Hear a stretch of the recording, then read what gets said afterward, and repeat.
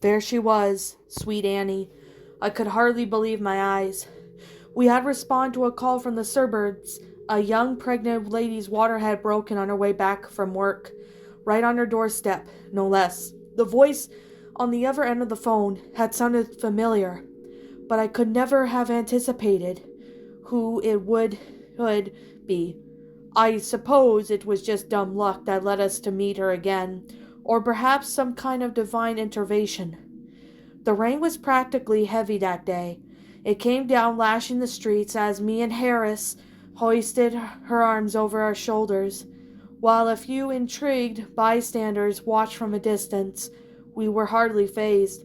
Of course, we had done this type of thing many times before, trained for it even. You'd be surprised on how a common situation Annie's was. We shuffled to the back of the ambulance as fast as we could. Harris had laid her down on the stretcher and gestured for me to run to the driver's seat. I darted out onto the wet tarmac, almost colliding with the path that battered sedan like a moron.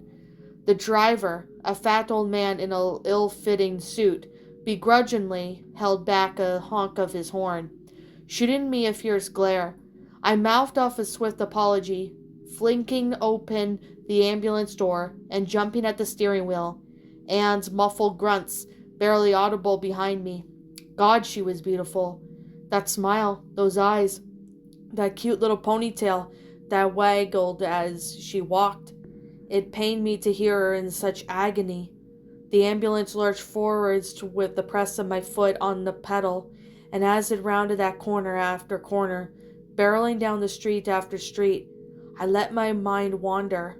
It didn't seem fair that Anne's baby was to be brought into the world at the hands of strangers at the hospital, people who had never seen her in such beautiful face before. After all her struggles, the 9 months of pain and hardship, that fate will the baby behold, seized by adoption, and to the uncaring family who never truly accommodate its needs, or worse, Annie would soon choose to raise this child as a single mother, wasting the prime of her life tending to every requirement of unwanted infant. It saddened me. There seemed to be no positive outcome, and at that very moment I had an empathy.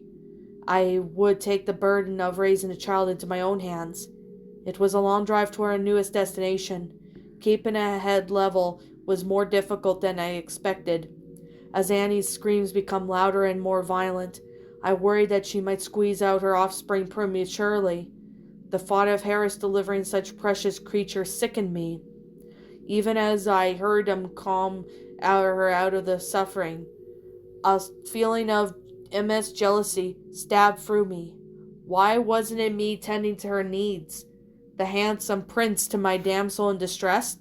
Why was I stuck out carrying some menial servant task like a simple-minded plebeian?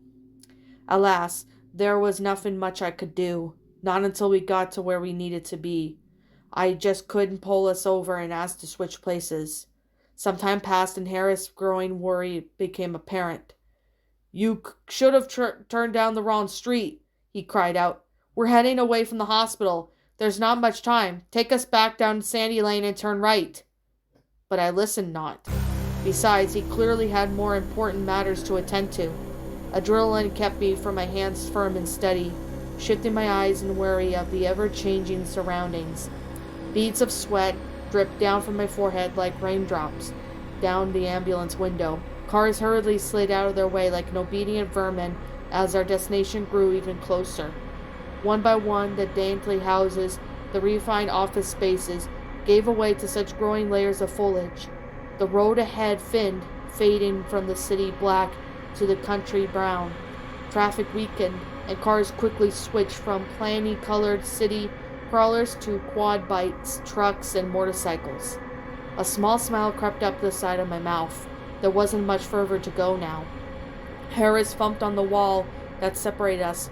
"What the fuck are you doing? Have you lost your shit? Turn us around!" On and on he ranted, threatened to get me fired or report me to the police.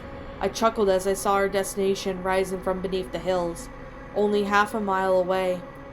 It was a lonely shack, half burnt, half rotted, and almost completely concealed by the thick pocket of trees.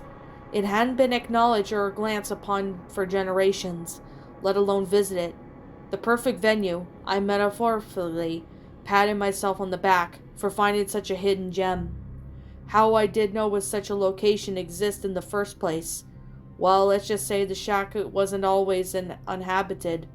I could barely contain myself as I pulled into the driveway, my foot pressed carefully on the brake, making sure that stop was as gentle as possible. The screeching blare of the sirens finally came to an end, and I sunk down a little in my seat, temporarily relieved, yet worried that my mission was not quite over yet. A quick pat of my trouser pocket reassured me that my revolver was still there, awaiting for my grasp. It was something I've always kept on my person for emergencies. Well, special emergencies. The ambulance door swung open, and a pleasant sound of Annie's voice was able just to be heard as leaves crunched beneath my feet. Harris pushed open the back doors, greeting me with the incredulous look. What? The broom of my gun made me flinch a little, though not as much as it used to. The back of Harris's skull burst outwards in a terrific firework of blood and brain matter, showering the ambulance wall and Annie along with it. He was gone in an instant. I expected perhaps to feel a pain of sympathy for my colleagues of so many years, but nope, nothing apparently. Annie screamed, this time out of pure terror, rather than the pain of labor. I stepped up to her body, lifting her into my arms, and carrying her out of the ambulance. Patches of blood were stained on her face and hair, coloring her dress in thin sprinkles. In the space of a minute, we had reached the shack. The door collapsed inwards with a single kick, splintering into musty places. Bugs and insects skittered upon the filthy walls. As we moved into the bedroom, where a collapsed bed frame lay, wait for Annie's tender body to lie upon. I put her down and breathed a deep sigh of relief. No one would bother us now. It didn't take long to get ready. I squeezed on a pair of rubber gloves and donned a stranded surgical mask. But all that I had on me, I prayed to whatever God twisted above that it wouldn't become a C-section. Otherwise I might have to improvise, with no aesthetic, of course. Using my forefinger and thumb, the first thing I did was reach into Anne's you-know-what and peel back her cervix. The baby's head was just visible amongst the various fluids. Annie was incredibly tired, close to passing out through exhaustion. I had to hurry. She was brave throughout the whole ordeal. Her face was constantly layered with a thick film of sweat, which I did my best to absorb and wipe from my sleeve. Most of the procedure involved the screaming at her to push, a command that she rarely failed to obey. Rather quickly I could see the baby's pinkish head start to emerge. Delicately as I could muster, I gripped its head with the tips of my fingers and pulled, yelped as her skin turning in almost a purplish color. Finally the baby emerged, and the soft body waggled in my arms, giving me a joy of the likes I never had quite experienced. I held up my little girl in my arms. Look, Annie, it's our baby, our beautiful baby girl. You made it. I'm so proud of you, honey. But Annie said nothing. She responded with a mixed expression, both overjoyed at the birth of the child and terrified as she remembered who I was, thinking back what had just happened on that night 9 months ago. I took a moment of reflection, too, pondering on what magnificent experience it was, even though throughout all the screaming and pleading me not to, I have a sneaking suspicion she may have enjoyed it somewhat. At last poor Annie could not seem to handle the circumstances. She was overtaken by a sudden shortness of breath. She clutched her beating chest as if it had been caught in a vice. Her head began to sway gently from side to side, and I knew instantly what fate was to befall on her. It was a shame to see such a beautiful woman slip from this world, but I took pleasure in the fact that she had fulfilled her biological purpose.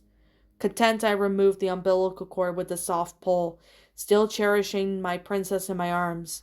I stared deeply into her eyes, spotting the same beautiful twinkle I had seen in Annie's when I first met her.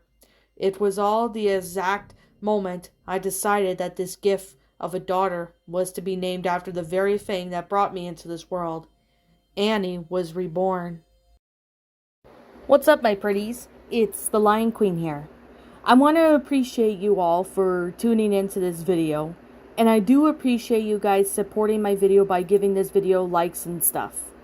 If you really enjoyed this video, be sure to leave a like, comment and subscribe if you're new, ring the bell for notifications to when I upload so that way you guys will get updated for whenever I upload. If you want to follow me on Twitter or DeviantArt, feel free to leave a follow on those if you are interested in following me on those socials. If you want to support my backup channel, known as Ms. Dark Shigo, feel free to subscribe to it, as a link to that will also be in the About page section. And with that being said, and that being the case, thank you so much for watching, my pretties, and as always, stay pretty.